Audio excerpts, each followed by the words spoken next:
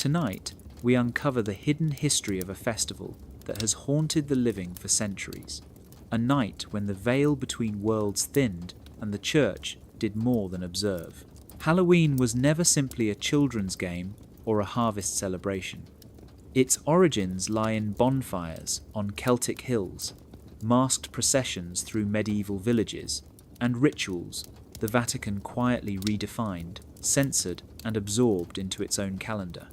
Every candle, every carved pumpkin, every whispered prayer has been shaped by power, faith, and fear. The Church did not merely tolerate the darkness, it curated it. It transformed pagan rites into lessons, indulgences into control, and masks into tools of authority. And those who tried to preserve the old ways or tell their stories often vanished into silence. What remains is a night of mystery, mischief, and memory, a celebration that conceals as much as it reveals.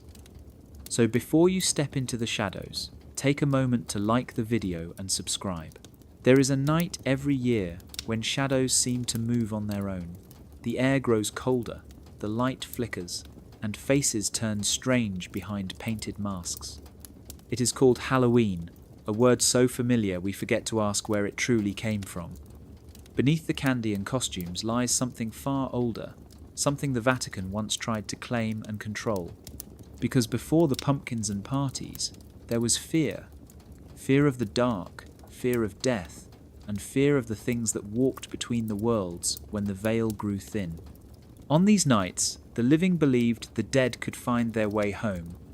Fires were lit on the hills, doors were marked with symbols, and people wore disguises not for fun, but for safety. But the question is, who turned this night of ancient dread into a holy festival, and why did the Church need to own the darkness? Long before the Church spoke of saints and souls, the people of Ireland and Scotland celebrated a night called Samhain.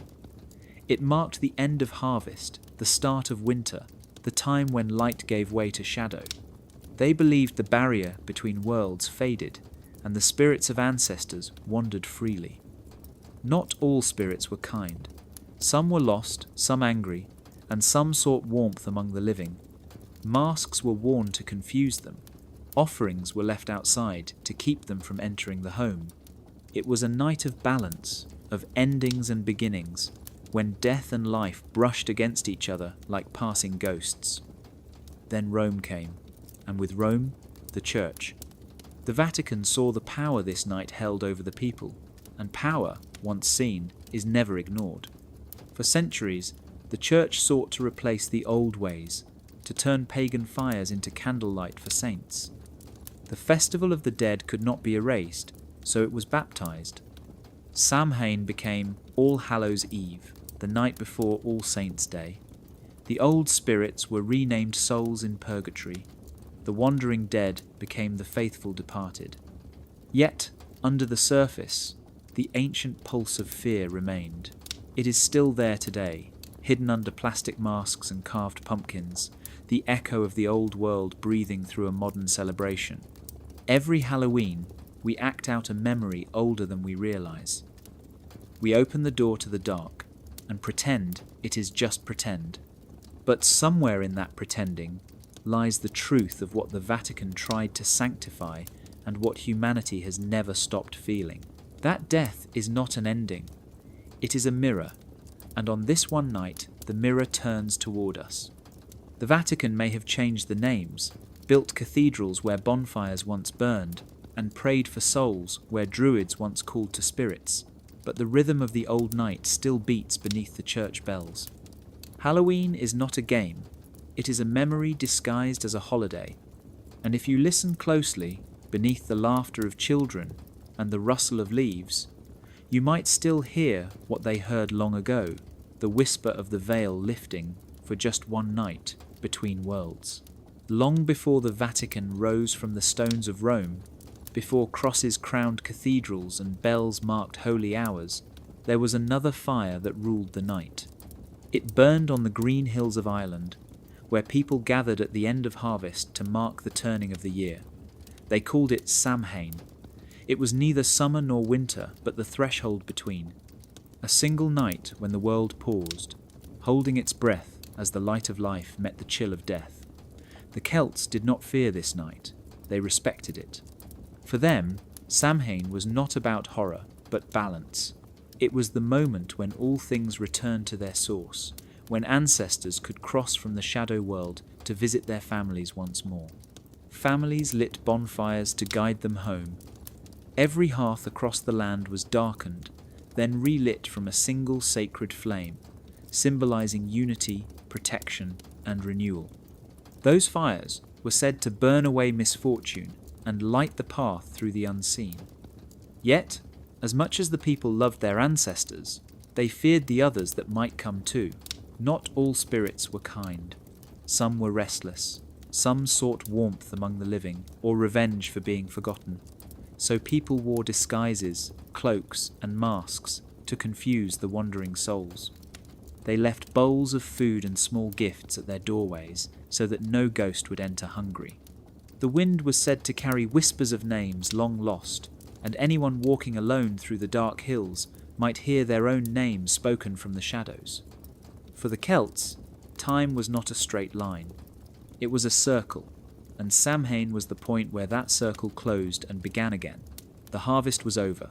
The animals were brought from the fields. Crops were stored, and winter loomed. It was both an ending and a beginning.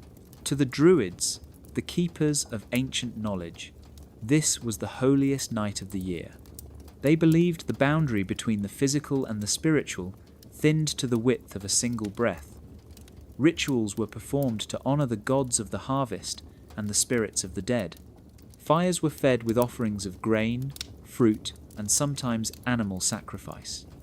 The flames rose high, carrying smoke and prayers into the night sky. For those who watched, the sparks were souls ascending to the other world. This cycle gave life meaning. Death was not feared, but understood as part of the greater rhythm.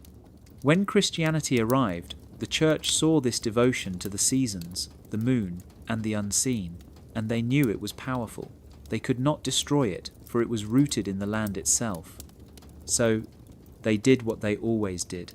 They renamed it. But before that transformation, there was purity in the ritual. Samhain was not about sin or salvation. It was about connection. Fire, wind, and shadow joining people to the mystery of existence. On that night, standing before the flickering flame, the ancients believed they could see the truth of the world. That death was not the end, but the doorway home. Time has always been humanity's greatest invention and its greatest illusion. Long before the Church counted years in the name of Christ, people measured the rhythm of the world by the movement of the sun, the moon, and the stars. They watched the turning of the seasons, not on paper calendars, but in the fields, in the shadows of stones, and in the flicker of the horizon. For the ancient Celts, Samhain stood at a sacred crossroad in time. It was what they called a cross-quarter day, the midpoint between the autumn equinox and the winter solstice. It was a hinge in the year, when the light and dark exchanged places and the gates between worlds grew thin. When the Vatican rose to power centuries later, it inherited not just the faith of its followers, but their need for order, a calendar that could bind heaven and earth under one authority. To control time was to control history itself. If the Church could decide what day began the year, what month marked holy feasts, and when the world should fast or celebrate, then all of life would move to its rhythm. But in the beginning, that rhythm was already written in the soil of the old world. Every bonfire, every harvest festival, every whispered ritual was part of a cosmic clock that needed no pope to keep it. The Church understood this too well. When missionaries spread through Celtic lands, they saw how deeply people trusted the wheel of the year. There were 4 great turning points, the solstices and the equinoxes, and 4 in between, the cross-quarter days, like Samhain. Each one carried meaning, marking the breath of the earth itself. The Church could not erase this structure, so it adapted it. It placed saints and feasts upon the bones of older observances. The new calendar was not born overnight. It was constructed carefully, one holy day replacing one sacred night, until the map of time itself became a tool of faith. The old ways were covered, but not forgotten. When Gregory XIII introduced the Gregorian calendar in 1582, he did not just correct the drifting of days caused by the Julian system. He reaffirmed the Church's authority over time. Days were adjusted, entire dates vanished, and the faithful obeyed. Yet beneath the numbered months, the ancient rhythm still pulsed. Halloween, falling exactly halfway between the equinox and solstice, remains a shadow of that forgotten order. It is the echo of a world that once believed time was alive, breathing, and sacred. To the Vatican, dates became instruments of theology. Every feast a reminder of divine order, every shift a statement of control. But in truth, no calendar could cage what the ancients had known. That time is not a line drawn by human hands, but a circle where endings return as beginnings. And each year, when October fades and the veil trembles, that circle turns again, reminding us that the oldest calendar of all is still written in the stars. Long before the Vatican crowned saints and canonized miracles, Rome had already learned how to speak to the dead. In the old city, death was never far away. It walked through marble streets, whispered in tombs, and lingered at the edge of every feast. The Romans did not fear it as something evil. They treated it as part of the natural order, a presence to be respected, fed, and occasionally pacified. Each spring, during a festival called Lemuria, families woke at midnight to cast black beans over their shoulders, believing the spirits of their ancestors would gather them and leave the living in peace. The head of the household would chant 9 times, saying these beans were for the ghosts, not for the living. It was both a ritual and a negotiation, a way to keep the unseen satisfied. Later in the year came Feralia, a public day of mourning when the entire city turned its eyes to the graves. People carried food, wine, and wreaths to their ancestors. They poured offerings into the ground, not out of superstition but love. The dead were still family, only living in another realm. To forget them was a sin. Among these solemn observances was another festival, softer and filled with light, dedicated to Pomona, the goddess of fruit and abundance. Her symbol was the apple, a sign of fertility and renewal. Her celebration came as autumn's chill began to creep across the fields. Apples were gathered and stored, and the people played games of fortune and chance, dropping apples into water and testing fate by who could catch them first. Centuries later, this small act would survive in the simplest Halloween game, bobbing for apples, a quiet echo of Pomona's feast that slipped through time disguised as play. When Christianity began to spread through the empire, these festivals did not disappear. The church faced a choice. It could fight them and lose the hearts of the people, or it could claim them. So it rebranded their meaning. The Lemuria's midnight rites became prayers for souls in purgatory. The offerings of Feralia became masses for the dead. Pomona's apple became a symbol of temptation and the fall, woven into sermons rather than sacrifices. In this way, the Vatican learned one of its oldest strategies. If you cannot destroy a belief, sanctify it. Call it heresy in one breath and holiness in the next. The old Roman calendar merged with the new Christian one, and piece by piece, pagan remembrance was folded into sacred tradition. Yet beneath the Latin prayers, the old spirit of Rome lingered. The people still felt the pull of the season, the quiet turning of the world between life and death. Even as priests stood before the altar, the ghosts of Lemuria and Feralia still walked the city's narrow streets. And when the church later turned its gaze north toward Celtic lands, it carried with it these memories of Rome's own dialogues with the dead, ready to weave them into a new festival that would one day be called Halloween. In the heart of Rome stands a building older than the church itself, a perfect circle of stone and light known as the Pantheon. Once, it was a temple to all gods, a vast dome open to the sky where rain, sunlight, and prayers mingled in the air. Statues of Jupiter, Venus, and Mars lined its walls, each receiving offerings from those who feared and worshipped the forces that shaped their lives. But in the year 609, something changed. The Emperor Phocas granted the temple to Pope Boniface IV, and what had once been a monument to many gods was reborn as a shrine to one. The Pope consecrated it on the 13th day of May, calling it the Church of St. Mary and All Martyrs. Beneath that massive dome, the relics of thousands of Christians, gathered from the catacombs beneath the city, were carried in and sealed within its walls. The bones of the dead were placed under the feet of the living. The gods were replaced by martyrs, and the Pantheon became the house of all saints. To the Vatican, this was more than a ceremony. It was a conquest. The old Roman gods were not destroyed but absorbed. Their temple became a vessel for new faith, their festivals redirected toward the veneration of holy men and women who had died for the Church. The 13th of May soon became a day of remembrance, a feast for all the martyrs, the first shadow of what would later become All Saints' Day. In this transformation lay the blueprint for how the Church would handle the ancient world. It did not erase the past, it repainted it. The Pantheon itself seemed to accept this fate silently.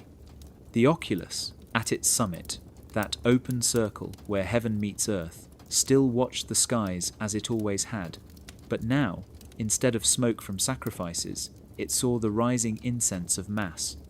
The same sun that once lit the faces of forgotten gods now shone on golden crosses and painted icons.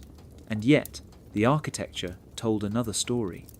The Pantheon's circular form, its endless echo, its perfect geometry, all whispered of older knowledge, of the idea that divinity was not confined to one form or name, but flowed through all creation.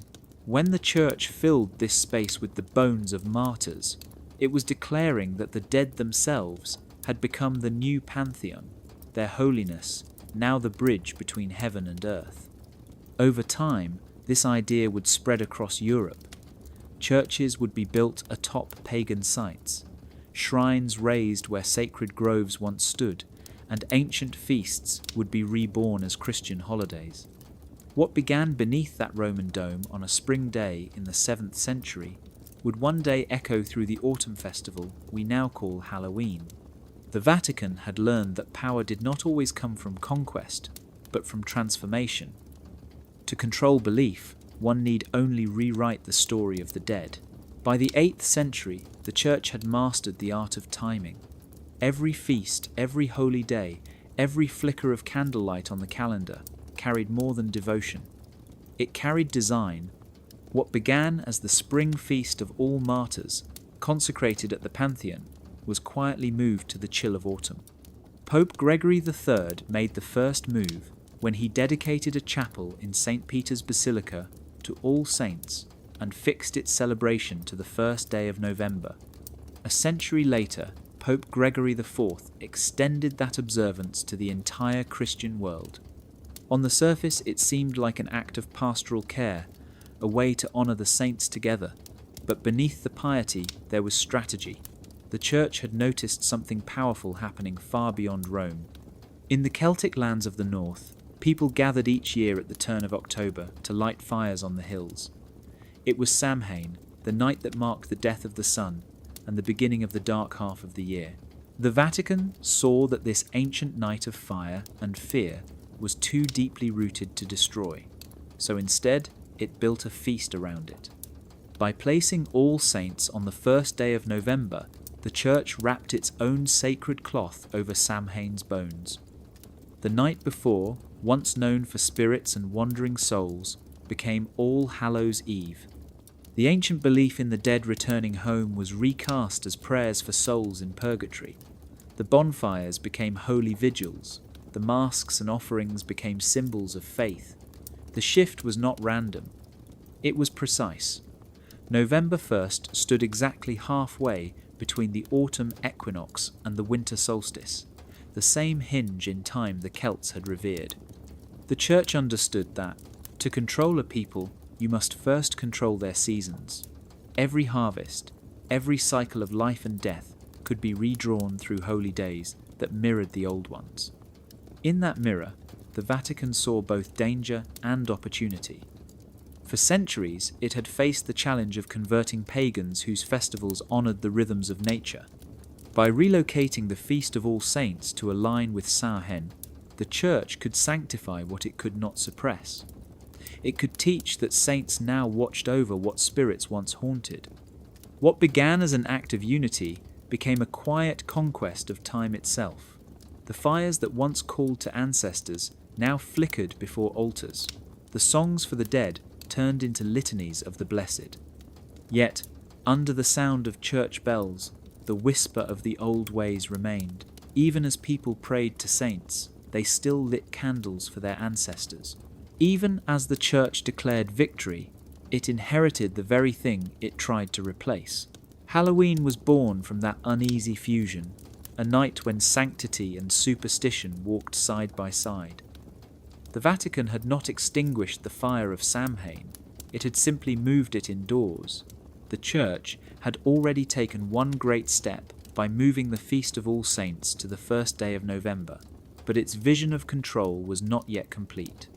The living prayed to saints in heaven, but what of the souls still wandering between heaven and earth?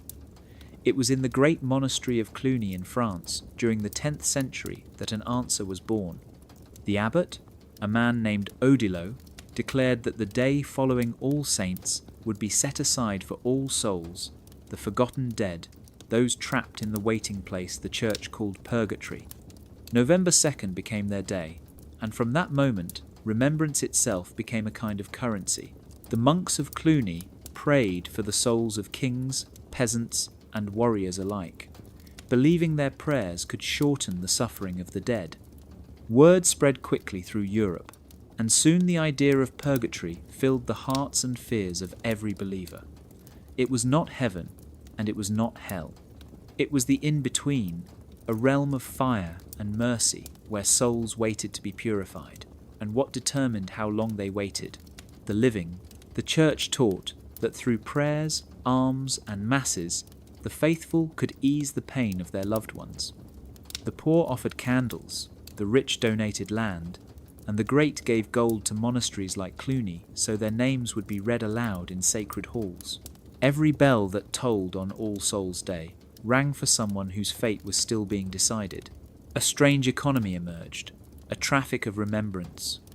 The more you gave, the more you were remembered, and in the eyes of the Church, remembrance meant salvation. Death was no longer the final frontier. It was a marketplace of mercy.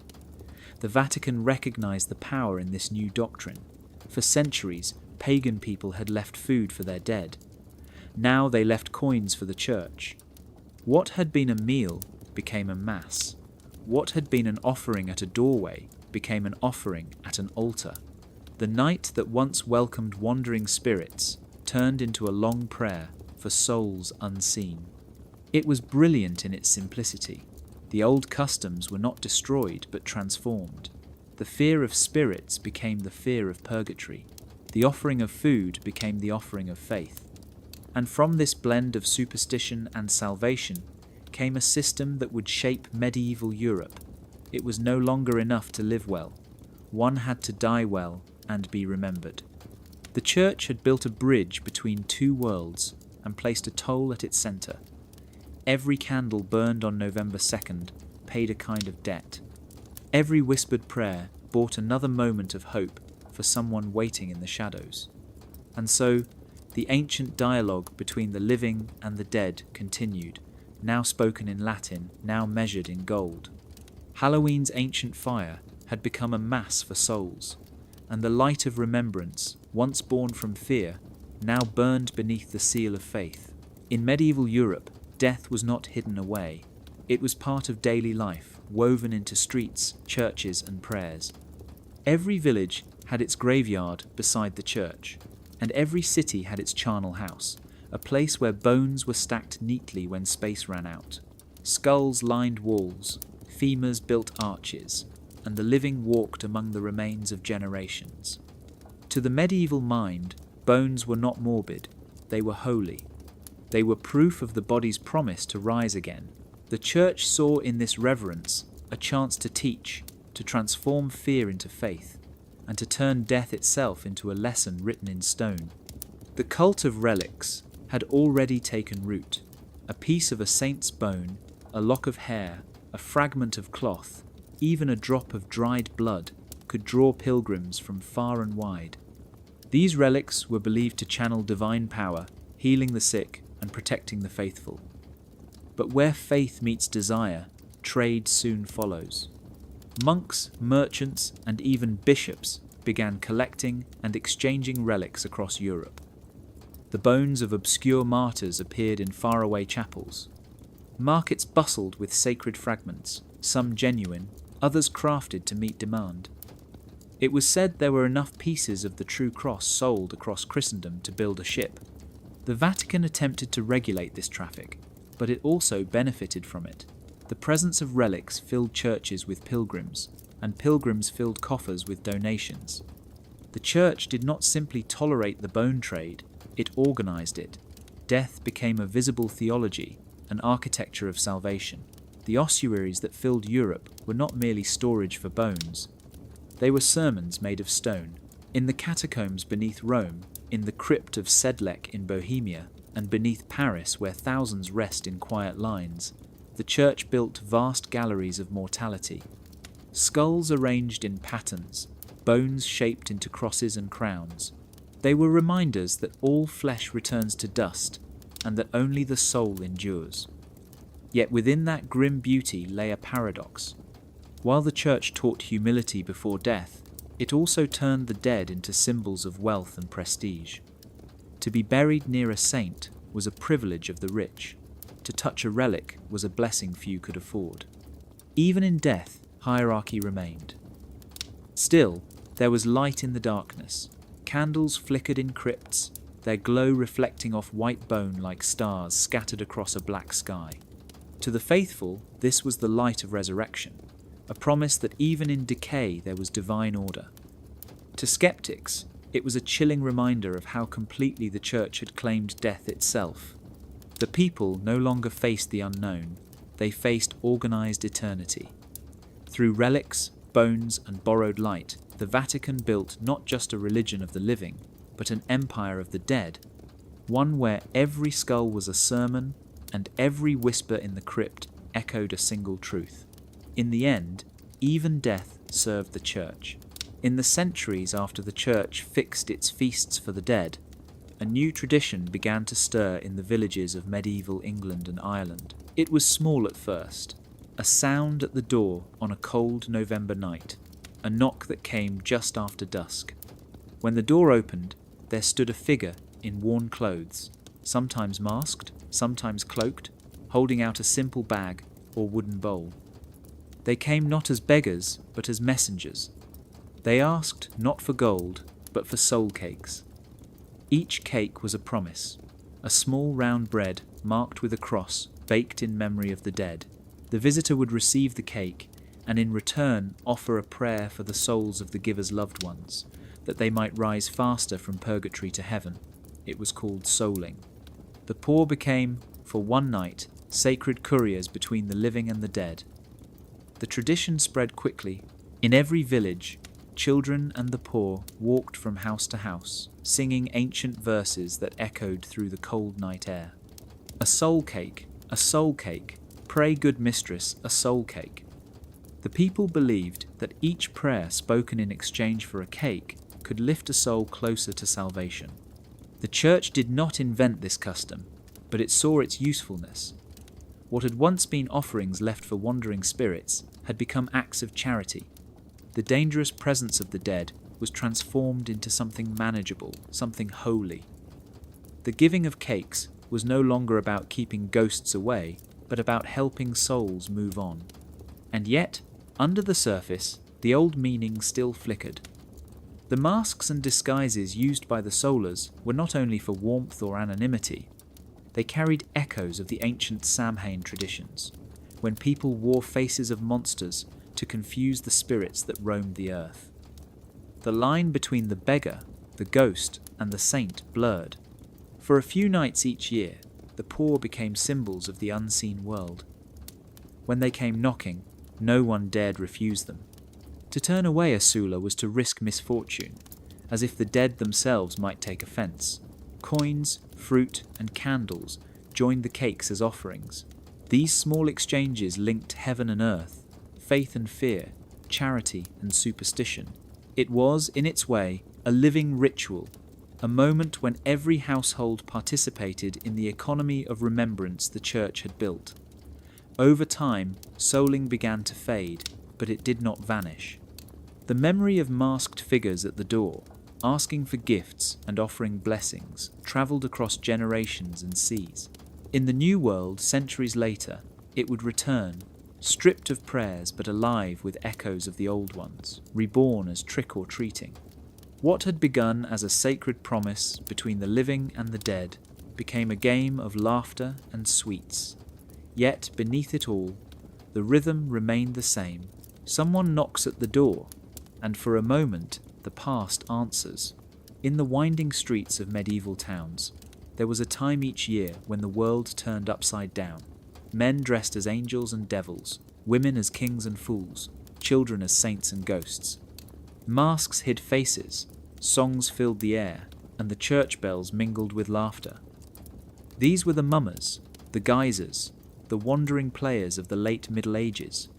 They carried no weapons, only costumes and stories, yet they wielded a power few dared to name. Their plays began as simple processions during holy festivals, small dramas meant to teach the Bible to those who could not read. In candlelit courtyards and dusty churchyards, villagers gathered to watch scenes of heaven and hell acted out before their eyes. The priest would bless the performance, for it served his purpose. Through masquerade, faith became visible, a living catechism for the poor. But where stories are told, freedom soon follows, and the stage became a dangerous place for ideas. The mummers' plays grew bolder. Beneath the familiar lines of saints and sinners, satire crept in.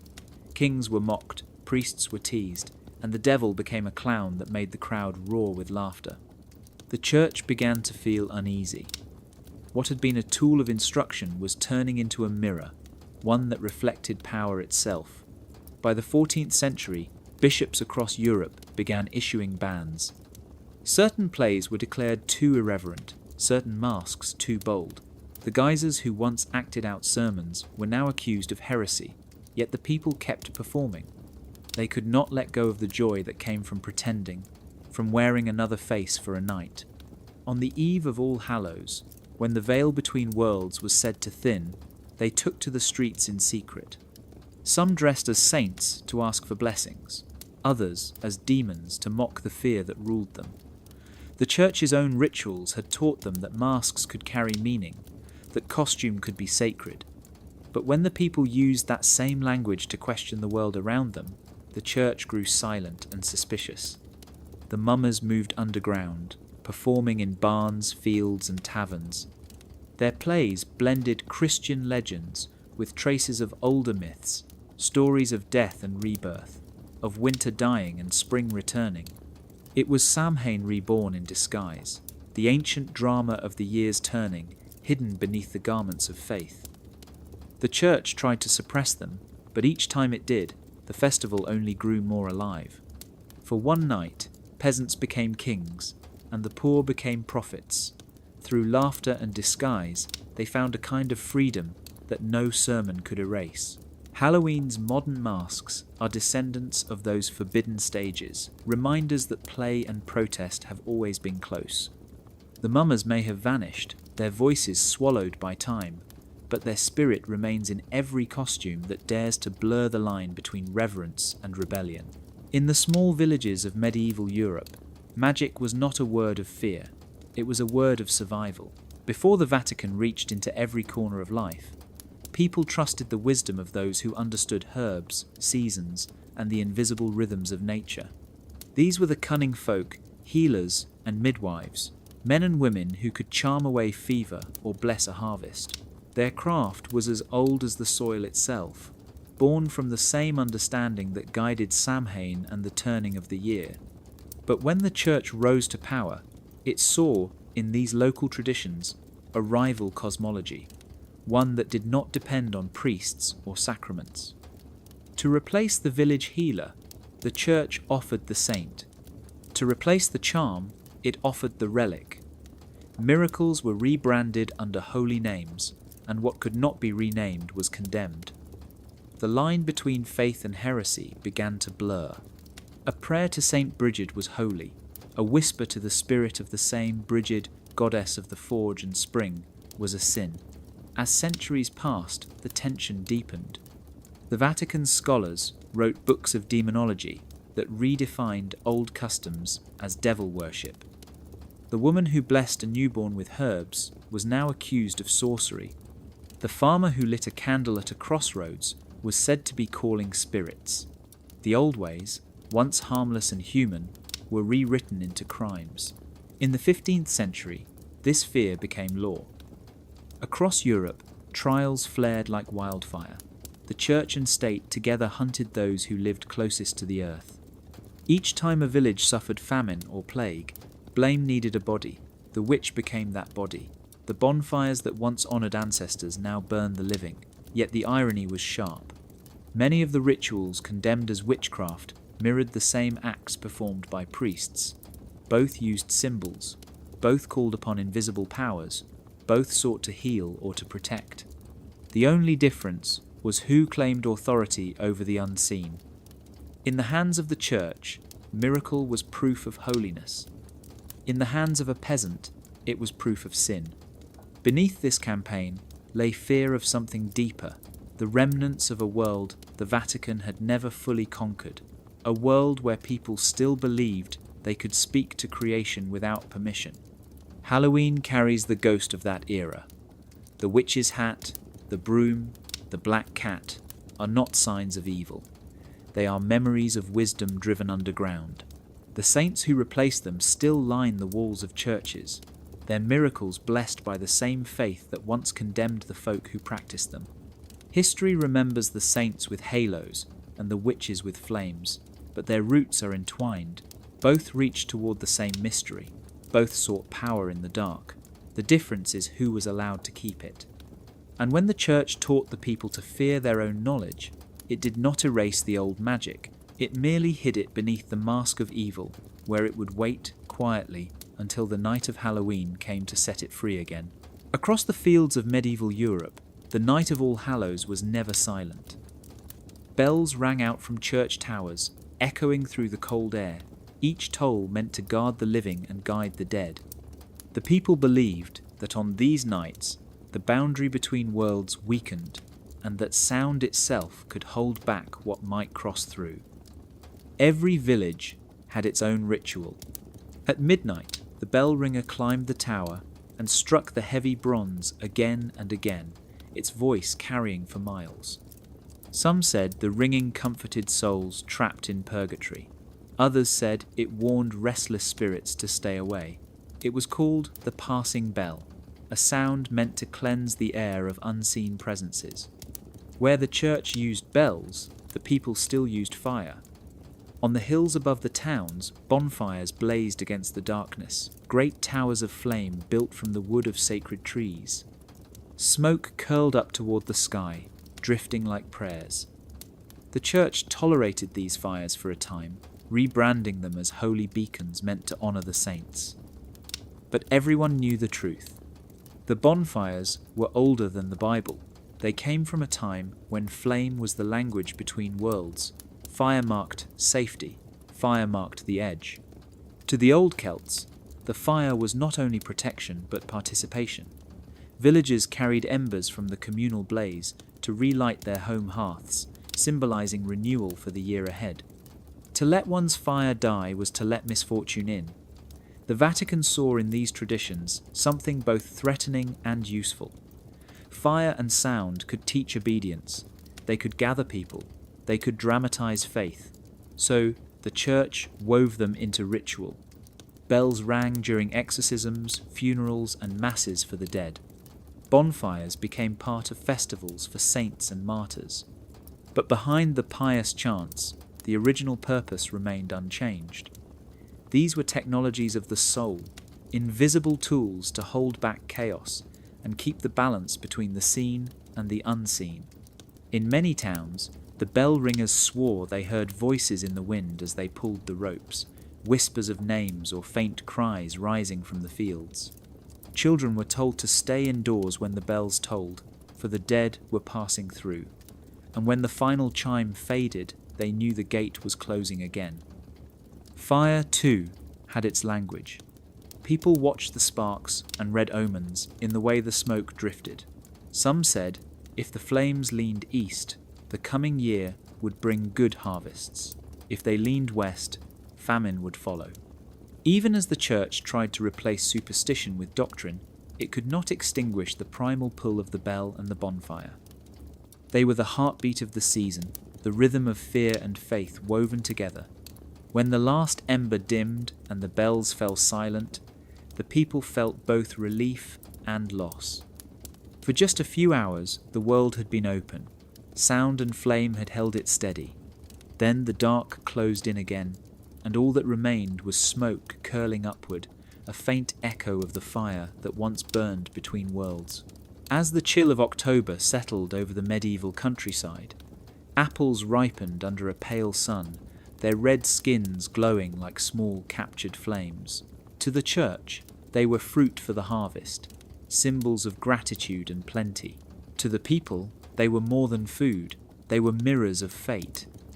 In villages across England, Ireland, and Scotland, the nights before All Hallows brimmed with games that were never just games. Young men and women gathered in barns or around hearth fires, laughing as they bobbed for apples floating in barrels of water. Whoever caught one first was said to find love or fortune in the year ahead. Some peeled the apple in a single long ribbon and tossed it over their shoulders, watching it curl into the shape of the letter that began their future beloved's name. Others placed slices under their pillows, believing that in their dreams they would see the face of the one they were meant to marry. It was innocent enough, but in truth these customs were remnants of something far older, a time when the apple was not just a fruit, but a key to hidden knowledge. Long before the Vatican's reach, apples were sacred to the goddess Pomona, the Roman spirit of orchards, and to older Celtic gods of fertility and rebirth. The round fruit, split open, revealed a secret star at its heart, the five-pointed shape that would one day be branded as witchcraft.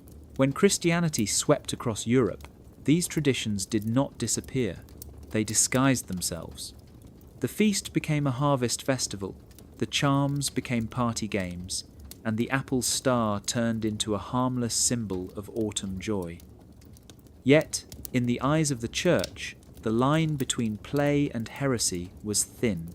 Priests warned against divination, calling it a sin of curiosity, a way of seeking knowledge not meant for mortal minds. Still, the people continued. They did not see their rituals as rebellion, but as remembrance, a small whisper to the old ways that had guided their ancestors through the seasons. Even within church walls, the echoes survived. The feast of St. Simon and St. Jude, held at the end of October, often included apple blessings and bonfires. Some priests joined in, turning blind eyes to fortune games, telling themselves it was all harmless merriment. Others condemned it fiercely from the pulpit, yet could not stop their own parishioners from playing once darkness fell. In those small moments, faith and folklore shared the same breath. The church may have owned the calendar, but the people still owned the night. The apple became a confession, not to a priest, but to the mysteries of life itself. It asked questions no doctrine could answer. Who will I love? What will happen to me? Will I be happy? These were not sins, but the most human of prayers. And as the candlelight flickered across smiling faces and shining fruit, the divide between superstition and faith blurred again. The apple rolled across the water, and for a moment, even the church had to admit that the divine might still speak in the language of chants. In the late Middle Ages, the mask was more than disguise. It was a language, a theology written on the face. On the nights around All Hallows, when the world of the living brushed against the world of the dead, the church allowed something curious to happen. It let fear wear a costume. Children and adults alike roamed the streets, dressed as saints, angels, devils, and the souls of the departed. Officially, it was meant to teach the difference between good and evil, salvation and damnation. In practice, it was chaos dressed as devotion. The earliest costumes were crude, carved from wood, or stitched from rags. Some wore veils of soot to appear like wandering souls. Others painted their faces bone white. In many towns, clergy themselves led processions, in which demons were chained, saints triumphed, and sinners begged for mercy. The church claimed these displays were didactic, living parables meant to remind people of judgment. But beneath the solemnity, something ancient stirred. Fear became ritual, and the mask became a shield. To wear the face of a demon was to control it, to mock what once terrified. The act was both rebellion and obedience, permitted only within boundaries the church carefully drew. For one night, people could embody everything they were forbidden to be. The beggar could become a bishop, the child could become a ghost. The sinner could wear the face of the devil himself and be forgiven by morning. In this way, costume became a sacred loophole, a license for emotion and imagination. Yet not all masks were tolerated equally. Some church orders used them to reinforce their own power. During processions, monks in ornate robes and gilded masks represented saints descending from heaven. Their presence reminded the people that divine authority wore familiar faces. Meanwhile, village youths who donned animal skins or wild faces from the old pagan festivals were watched with suspicion. The church declared that true masks should terrify demons, not resemble them. It was an elegant paradox. You could scare spirits, but only in a holy way.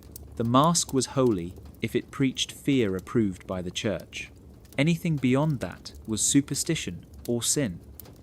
Still, people clung to their wild traditions. They carved grotesque visages not just to frighten away spirits, but to express what they secretly felt about the powers ruling their world. The grotesque became a kind of honesty the pulpit could never speak. Over time, these two traditions, sacred display and folk rebellion, merged into one. The feast of fear and faith, now cloaked in the innocence of costume, became a shared ritual of control and release. The church claimed it as its own, yet every mask told a deeper truth. Behind each saint's serene face or devil's grin lay the same silent question. Who decides what fear is holy? When a child puts on a mask to chase away the dark, they are reenacting an argument older than scripture. The mask is not just decoration, it is a mirror that asks the world what it is truly afraid of. Across medieval Europe, the church's pulpits became stages for warning. Priests thundered against the old customs that refused to die. They denounced bonfires on hilltops, masks in the street, and midnight games played under the watch of flickering candles. They told their parishioners that the souls of the dead should be honoured with prayer, not laughter. They warned that fortune-telling was the devil's whisper, and that disguises invited demons into the human heart. Yet even as these sermons filled the air with righteous fury, the same churches opened their doors to the very rituals they condemned. Outside the walls, children carried lanterns carved from turnips. Inside, candles glowed before altars draped in autumn leaves. The priests might have scolded from the pulpit, but they understood something dangerous. The people loved their traditions more than fear itself, and so condemnation and curation began to walk hand in hand. The Vatican could not erase the festivals of the old world, so it began to reshape them. Parish processions replaced pagan parades. The saints took the place of spirits. Offerings to ancestors became donations to the poor. Every ancient rhythm was retuned to the melody of Christian doctrine. In public, priests spoke of stamping out superstition. In private, they learned how to bend it. The sermons that roared against darkness were also tools of control. They defined what was forbidden and, by doing so, defined what the church could safely allow. A priest might rage against the bonfire, but when the harvest failed, he would bless one himself, calling it a beacon of the saints. He might forbid masks one year and lead a saint's play in them the next. Fear was useful, but unity was power. To keep the people within reach, the church had to let them play with the edge of mystery. From the 10th century onward, this balance became an art. The Vatican sent out lists of condemned festivals, yet allowed regional variations to survive under new names. It was as if the church wanted to banish the night while still owning its light. The priests became both gatekeepers and participants. Their sermons echoed through stone halls, calling for repentance, yet the echoes softened when the crowd stepped outside into the cool October air. There, faith mingled again with laughter, music, and memory. The people were not blind to the contradiction. They heard the anger on Sunday and saw the blessing on Monday, but to them it did not matter. They did not need the church to approve their joy. They only needed it not to destroy it. In the centuries that followed, this dance of condemnation and tolerance became the pattern of European faith. The church would shout against the night, then quietly collect its offerings by candlelight. It was a game of shadows, where both sides pretended not to see, and every October, when the bells tolled and the fires burned, the people knew that beneath the sermons, the night still belonged to them. The story of Halloween's survival is not only written in songs or stories, but also in the silences between lines of ink.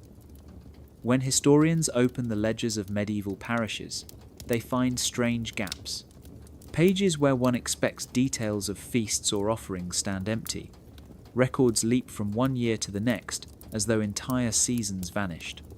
In some dioceses, decrees appear banning certain nocturnal gatherings or unholy customs of the people, yet nowhere do they describe what those customs were. It is as if the scribes deliberately erased the details, removing not only the events but the memory of them. These silences speak louder than words. They tell us that something was happening. The church could not stop yet, dared not record. Local priests, caught between duty and the desires of their flock, often left their books half-written, filling them with vague phrases like, "the people celebrated as usual." What was usual? It was everything the Vatican wanted forgotten. Fires on the hills, processions after sunset, masks worn in mockery of the devil, prayers whispered in a language older than Latin. When the church's councils met to standardize worship, they ordered that all local variations be corrected. The aim was to make the calendar uniform, to align every village with Rome. But in practice, this meant deleting anything that did not fit the official rhythm. A feast without a saint was no feast at all. A night without mass was no holy day. And so the scribes obeyed.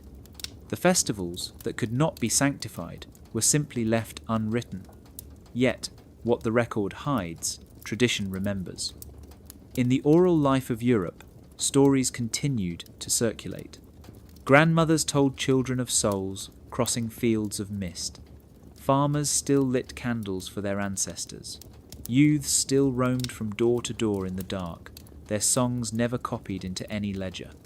The church may have edited the archive, but the people edited reality. Even when bishops issued bans against these old practices, the bans themselves became proof of survival. You cannot outlaw what does not exist. Every silence in the ledger is the shadow of a voice once spoken. Every missing page is a confession of persistence. By the 14th century, the Vatican's own librarians noticed contradictions. Local parishes reported All Saints and All Souls as separate feasts, yet the customs surrounding them looked suspiciously alike. Somewhere in the transition from parchment to pulpit, the official story was rewritten, and the old world folded into the new. The archives kept what the church wanted the future to see, but the earth kept what the church wanted the past to forget. Beneath the stones of cathedrals, in the margins of forgotten texts, traces remain of rituals half erased.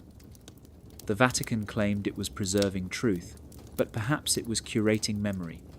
The feast did not vanish. It slipped between the lines, invisible to ink, yet alive in firelight. And when we look into the gaps today, we see not emptiness, but echoes, reminders that history is often not what was written, but what refused to stay unwritten. By the 17th century, the Church had learned that the battle for souls was also a battle for the imagination. The Jesuits, its most brilliant and disciplined order, became the generals of that invisible war. They understood that words alone could not hold the hearts of people who had once danced around fires and worn masks of gods. The people needed vision, they needed wonder, and so the Jesuits turned to theatre. Across Europe, from Rome to Prague to Madrid, Jesuit schools built ornate stages inside their colleges. Curtains parted to reveal heaven and hell, saints in shining robes, angels descending on ropes, and devils writhing in smoke. These were not plays for entertainment. They were sermons disguised as spectacle, lessons written in light and shadow.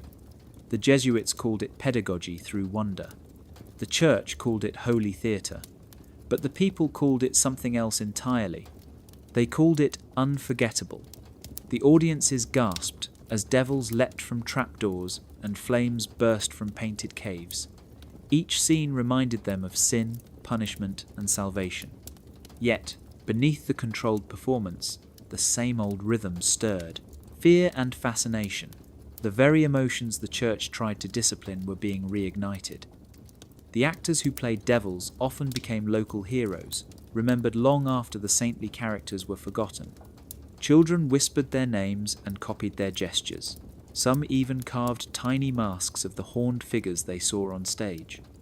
What began as a warning became a form of memory.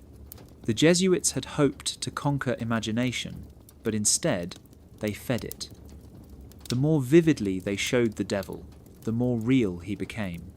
In towns where witch trials raged, villagers described demons that looked exactly like those from Jesuit pageants. In art, the devil grew more detailed, more theatrical, more human.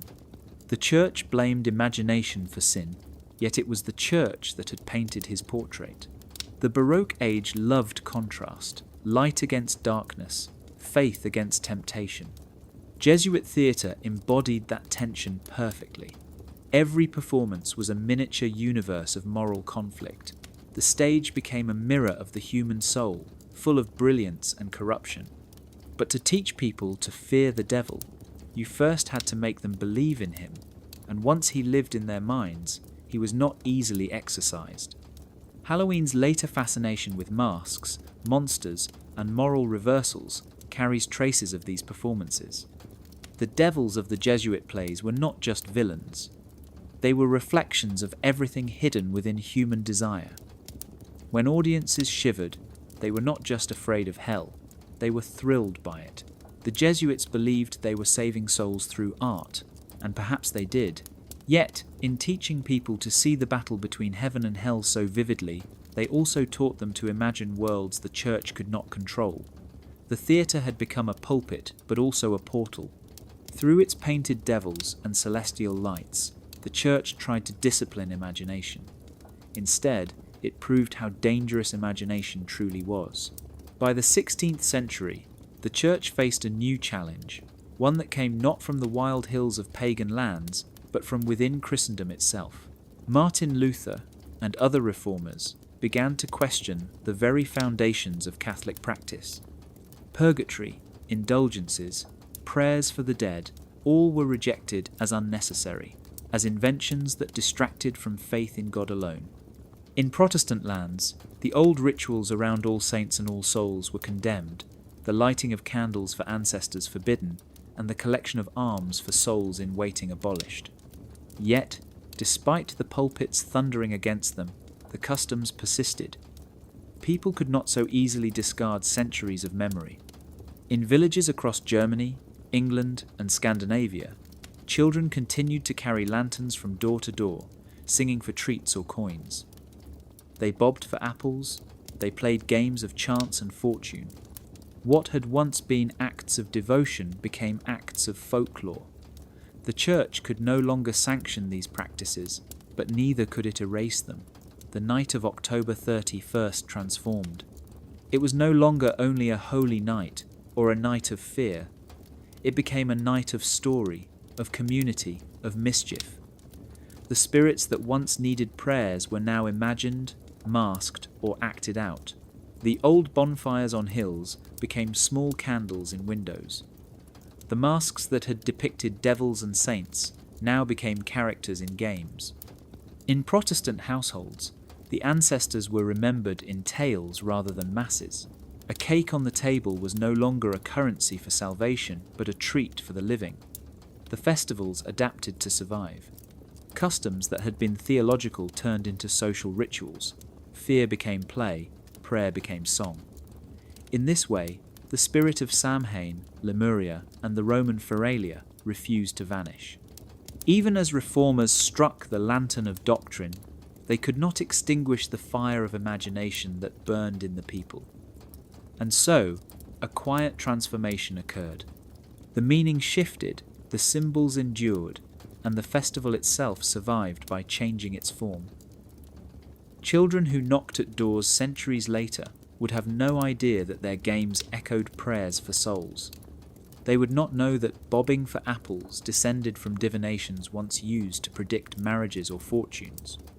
What remained was the rhythm, the pulse of the season, a dance of life and death that no reformer could rewrite entirely. And in this persistence lies the secret of Halloween. It was no longer under the strict gaze of the Church, yet it carried the weight of centuries of faith, fear, and ritual. It became folklore, but folklore rooted in memory, a reminder that even when doctrine changes, human imagination and tradition find a way to survive, carrying the lantern of the past quietly through the night. In the 18th century, a tide of Irish families crossed the Atlantic, leaving behind green hills, ancient customs, and memories of nights lit by turnip lanterns. They brought with them the story of Stingy Jack, a man clever and cursed, who tricked the devil and was doomed to wander the earth with only a carved route for light. In Ireland, it had been turnips, hollowed and etched with faces to keep wandering spirits at bay. But in the New World, the soil was different, and the pumpkin grew large and orange, a fruit that laughed at the turnip's modesty. The immigrants quickly adapted. They hollowed pumpkins, carved grins that stretched from ear to ear, and placed them in windows or on doorsteps. The story of Jack travelled with them, his cautionary tale now paired with a lantern that could outshine any candle. Children watched as the glowing faces flickered in the wind, imagining the devil himself trapped inside, forever denied entry to the world of the living. And just as in Ireland, the pumpkin was more than decoration. It was protection, a boundary between worlds, a mark that this house acknowledged the thin night where spirits walked freely. Yet the ritual began to change. In America, the custom mingled with other autumn traditions brought by settlers of English, Dutch, and African descent. Bonfires became backyard parties. Masks became toys for children to play games of fright and delight. Souling evolved into trick or treating, where coins and cakes were replaced by candy. The feast travelled faster than any decree could follow. The question arose, who owned the ritual now?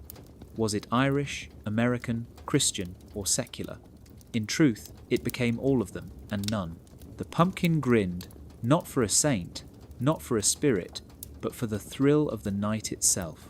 Historians note that the first printed instructions for pumpkin carving appeared in newspapers by the mid-19th century, yet the practice had already been alive in homes, passed down by memory and family. The immigrant story became folklore, folklore became custom, and the custom became a national pastime. Across the United States, children carried lanterns and wore costumes that bore the echoes of Celtic festivals, Roman feasts, and medieval saints. The meaning had shifted, but the rhythm remained. The night still held the promise of mystery. Jack still wandered in legend, and the pumpkin, once humble, now oversized and luminous, carried the light of centuries across the sea. Halloween had crossed borders. adapted to new soil, and survived the hands of time. It belonged to no one institution, no single culture, yet it carried the fingerprints of all. The jack-o'-lantern's grin is a smile born of history, mischief, and memory. It reminds us that some customs are too persistent to own and too alive to forget. And every October, when pumpkins glow on doorsteps and children laugh in the shadows, the story of Stingy Jack continues, a ghost that travels as freely as the people who brought him to a new world. By the 19th century, Halloween had moved out of fields and villages into the growing cities of Europe and America. The night of All Hallows no longer depended solely on candles in windows or lanterns on hills.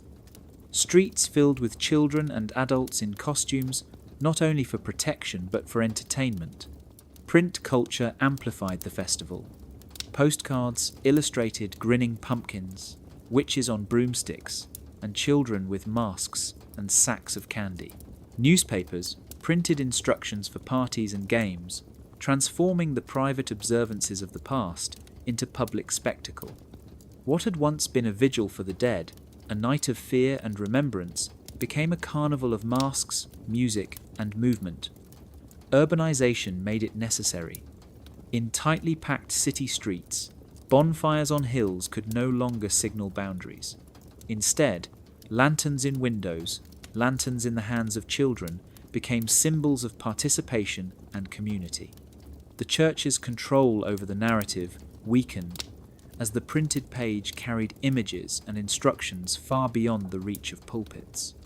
Every illustrated card, every handbill announcing a masquerade or dance, told a story that was both secular and sacred, playful and serious. The old rhythm of All Hallows remained, yet it beat faster, louder, and in larger crowds. Piety yielded to pageantry, but even in this transformation, traces of the past persisted. Costumes reflected centuries of layered history.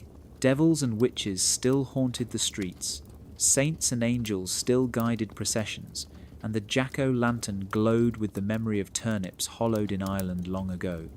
Party manuals taught games like bobbing for apples, once a divination, now a challenge of skill and courage.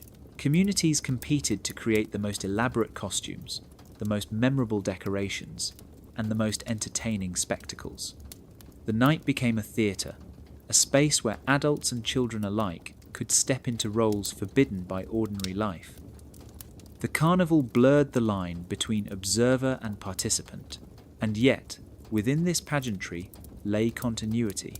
The social function of Halloween, its ability to negotiate fear, pleasure, and the unknown, remained unchanged. The rituals were sanitized, commercialized, and adapted to urban life. But they carried the heartbeat of the centuries-old festival. By the turn of the 20th century, Halloween was firmly embedded in urban consciousness. Parades, public dances, and elaborate illustrations made it a holiday that transcended its religious origins. Yet beneath the spectacle, one could still trace the threads of ancient bonfires, midnight bells, souling, masks, and cunning folk.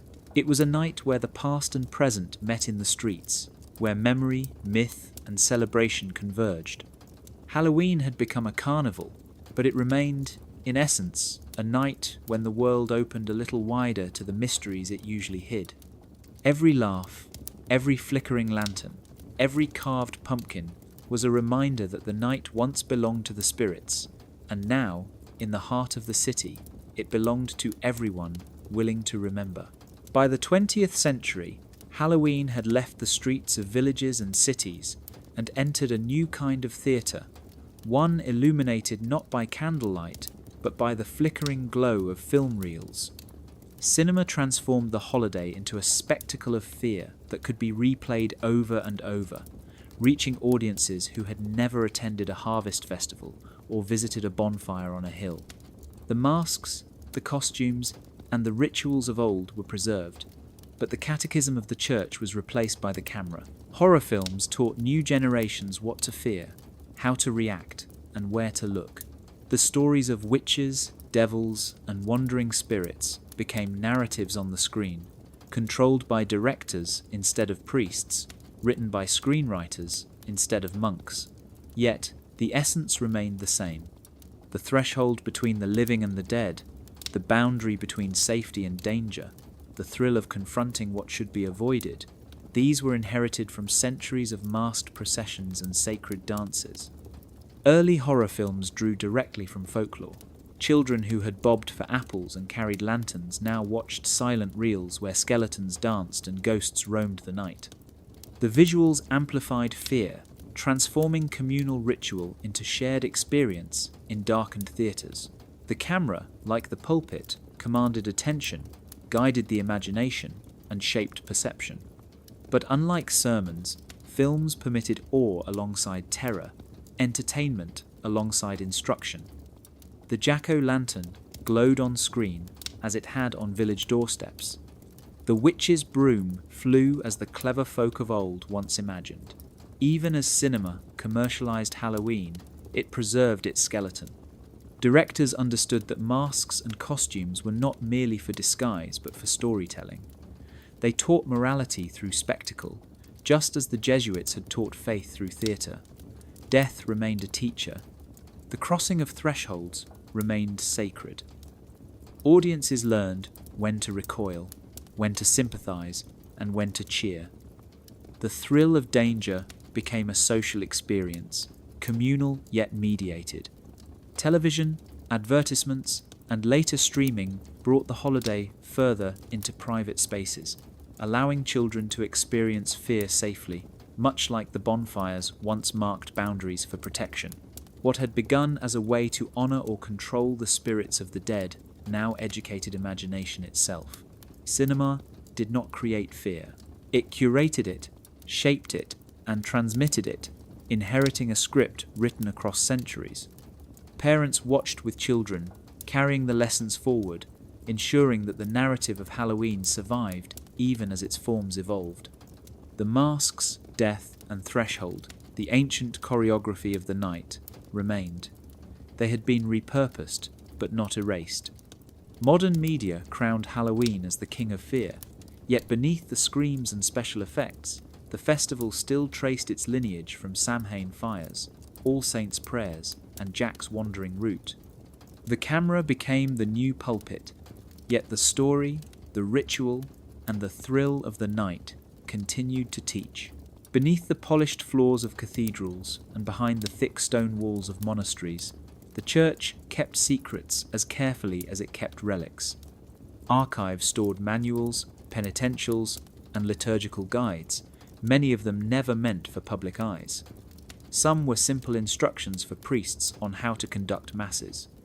Others were filled with rules on how to control festivals, how to shape prayers for the dead, and how to guide the living through nights when the veil between worlds thinned. Rumours circulated for centuries that certain rubrics had been suppressed, removed from circulation, or even destroyed, because they revealed too much about how the church managed fear, faith, and memory. These hidden texts, some scholars believed, contained the original logic behind practices that had become folklore, explaining why bonfires burned, why masks were worn, and why certain games were encouraged while others were condemned. In the hands of the Vatican, knowledge about the dead was a form of power. To know which rituals were allowed, which prayers were effective, and which superstitions could be tolerated, was to control how people engaged with the invisible world. Every manual outlined thresholds, when the living could summon protection, when the spirits could be entertained or exorcised, and when the night itself was too dangerous to enter. Historians have pieced together fragments. In penitentials from the 12th century, priests were instructed to instruct villagers to light candles and offer prayers for souls on certain nights, and to discourage unsanctioned festivals. In other manuscripts, the punishments for ignoring these instructions were detailed, ranging from penance to excommunication. What emerges is a pattern of subtle governance. The church did not need to destroy every bonfire or burn every mask. It only needed to define which were holy, which were heretical, and which were merely tolerated. The archive became a map, a blueprint for the night. And yet, the public version of the festival rarely matched the manuals. Villagers still danced, sang, and played, often weaving old customs back into the framework the church had created. In this sense, hidden rubrics were less about erasing tradition than shaping it, curating it for centuries. What would happen if the full truth of these texts were revealed? Scholars speculate that some manuals contained instructions for masking, storytelling, and games that combined fear and education in ways far more detailed than any modern celebration shows. They might explain why apples were peeled in a single ribbon, why certain masks were acceptable, or how processions taught lessons in morality through spectacle. The archive held not only the past, but the methodology of control. Halloween, All Saints, and All Souls were not merely festivals.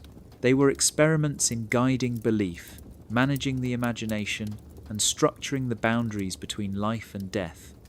Every candle, every song, and every mask reflected the careful design of centuries of oversight.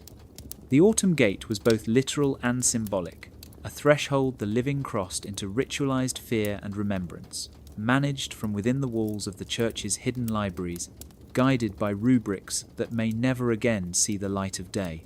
For centuries, the night of October 31st has been more than a festival.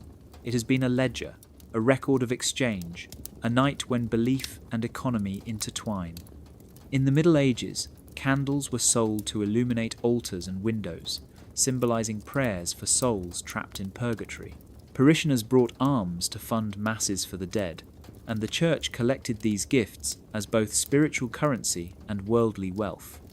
Souling, bobbing for apples, and masked visits often required small coins or offerings, creating an early economy of remembrance. Each prayer, purchased with a cake or a coin, was a transaction with unseen consequences. The church maintained authority, not just through doctrine, but through controlling access to spiritual goods. Those who could afford to give more received more prayers for their departed loved ones. Those who could not were taught that their participation, however small, still mattered. This created a system where fear, hope, and charity converged in an exchange shaped by ritual. When the Irish crossed the Atlantic, they carried these practices with them, and the economic undercurrent travelled too. Turnips became pumpkins, and homemade treats became candy purchased from shops. By the 19th and 20th centuries, manufacturers, merchants, and advertisers recognized the demand for seasonal goods. Jack-o'-lanterns, masks, costumes, and sweets became commodities, and Halloween became a commercial festival as well as a cultural one. Children knocked on doors for candy, reproducing the ancient logic of offering and reward, while companies and stores profited from the participation of millions. Meanwhile, theatres and later cinemas showcased stories of witches, ghosts, and devils, turning fear into box office revenue. The Night of the Dead had become a festival of the living, yet the economic structure mirrored the old church model.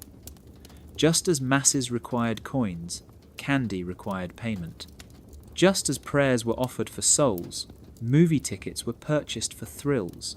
And just as rituals were curated to teach obedience or morality, merchandise and media-guided desires and tastes. The economy of October has always been both spiritual and material. Candles and cakes, coins and indulgences, costumes and candy, tickets and decorations. Each represents a thread in a network of value created around the night when the veil thins. Those who profit have changed, but the principle remains. The management of fear and joy produces wealth, influence, and cultural authority. Halloween is never just a party. It is a marketplace of memory and imagination, where participation creates social and economic energy. When children laugh on doorsteps, when families carve pumpkins, when audiences shiver in darkened theatres, they participate in a centuries-long system of exchange. The veil may be invisible, the dead may be unseen, but the economy of the night is real. Whoever controls the symbols, the rituals, and the stories controls both belief and value. In every candle lit, every coin given, and every jack-o'-lantern glowing in a window, the enduring lesson remains. The night belongs to those who manage it, and its power has always been profitable. Halloween stands at a crossroads of history, a night where ancient memory and modern spectacle meet. From the bonfires of Samhain to the candles of medieval parishes, from the masks of mummers to the glowing pumpkins in American streets, the festival has always balanced fear and fascination. The Vatican once sought to manage the dead, to guide the living, and to structure imagination through ritual, rubrics, and sermons. It controlled what could be seen, what could be known, and what could be remembered. Samhain, older and wilder, taught awe, reminding people that the world was larger than their eyes could see, that spirits walked and seasons turned, that life and death danced together in ways humans could barely understand. Halloween today carries fragments of both lessons. It is a night of masks, mischief, and magic. Yet it is also a night structured by commerce, media, and popular culture. The awe of the past survives in the thrill of a haunted house, the shiver at a ghost story, or the imagination sparked by a candle flickering inside a carved pumpkin. The order of the church survives in the scripts of films, the rules of party games, and the patterns of costumes. Every celebration is curated, intentionally or not, shaping perception and guiding participation. Children and adults alike move through the streets and screens, performing rituals they may not fully understand, yet the gestures themselves carry the weight of centuries.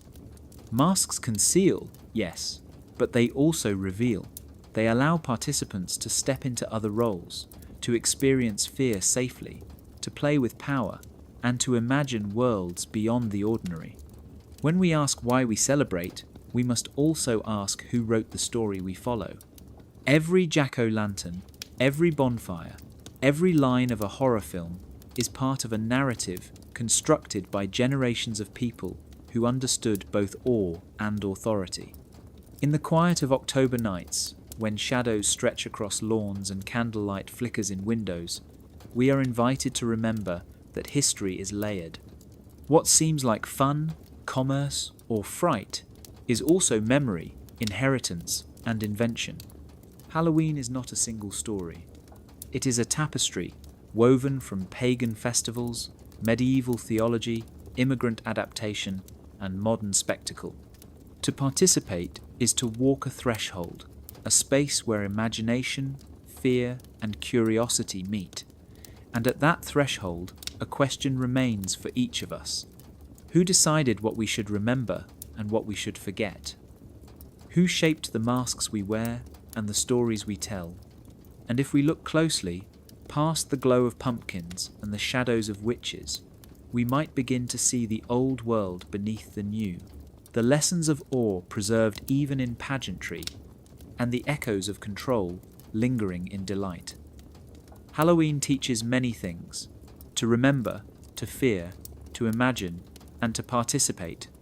But perhaps its most important lesson is this: to look past the mask and ask not only what the night shows us, but who wrote it, who benefits from it, and what secrets remain in the spaces between laughter, light, and shadow.